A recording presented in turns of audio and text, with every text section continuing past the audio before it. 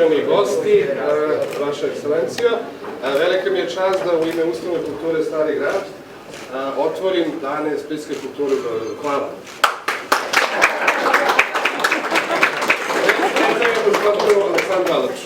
Hvala puno. Kad bi me neko probudio u sred noći i rekao Split, moja prva asocijacija bi bio Feđa Klarić.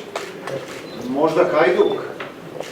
Razlika između, radi se o institucijama Splita, razlika je samo u tome što je Feđa u boljoj formi. U jednom komadu Petera Weissa, Marat Sad, Jean-Paul Marat kaže u jednom trenutku: ja sam revolucija. Dragi moji, Feđa Klarić je Split. To je onaj trag Smoje. 40 i više od 40 godina Splićani gledaju svijet očima Feđe Klarića. Split je čudan grad. Splićani čuju mirise.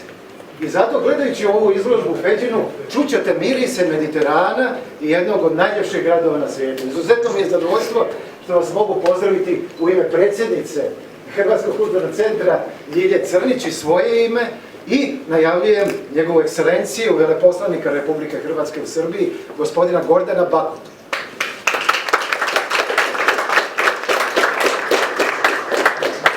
Lijepo, poštovane dame i gospodo, meni je osobito čast da mogu biti večeras sa vama za jednu veliku, prekrasnu prigodu, izložbu zaista čuvenoga, već danas čuvenoga Feđe Klarića, u kojem ćete vidjeti što to Split nosi i koje su to trajne veze Splita i Beograda, Splita i Srbije.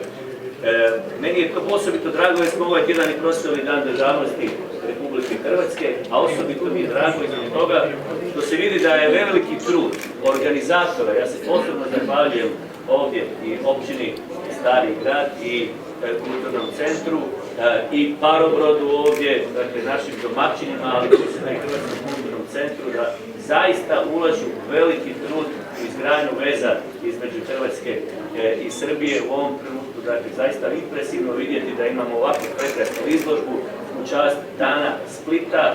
Zaista respektabilno je vidjeti 3 dana, imat ćete zaista vidjeti sve što ono što krasi Split, koji ja želim reći je zasigurno otvoreni grad spreman za suradnju, grad velikih emocija, grad Mediterana na koji smo svi mi u Hrvatskoj jako ponosni, ali bih želio istaknuti još nešto što mislim da se vidi i kroz ove fantastične slike našeg dravoga i čuvenoga Feđe Klarića. Drago mi je da su danas ovdje mediji koji to prenose, ovakve dobre emocije.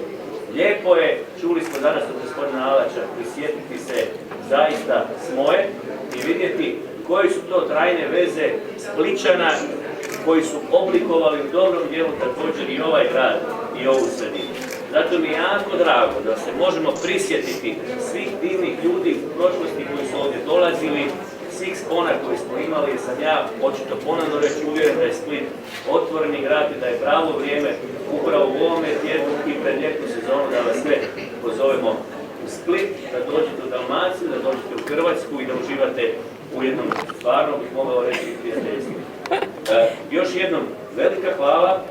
Ponovno želim istaknuti stvarno super suradnju sa Starim gradom, sa Parobrodom, dakle i sa centrom, a našim također organizatorima, i čime ću završiti, bih želio svako dobro mi dajemo kao veleposlanstvo punu podršku, zaželio bih uskoro i realizaciju onoga što je bitno ne samo za njih, nego za sve hrvatske udruge i zajednice i Hrvati u Srbiji da dobiju jedan dobar, kvalitetan prostor koji će im biti na raspolaganju ovdje u Beogradu. To vam od srca želim, a međuvremenu zahvaljujem se zaista organizatorima što ste dali na raspolaganju ovaj prekrasan prostor, kao i uvijek do sada, i nastavit ćemo u suradnju, razgovarali smo o budućim planovima. Veliko vam hvala da ste otvoreni za Split i za Hrvatsku. Hvala lijepo, uživajte u ovoj prekrasnoj izložbi kultnoga prijatelja Feđe Klarića.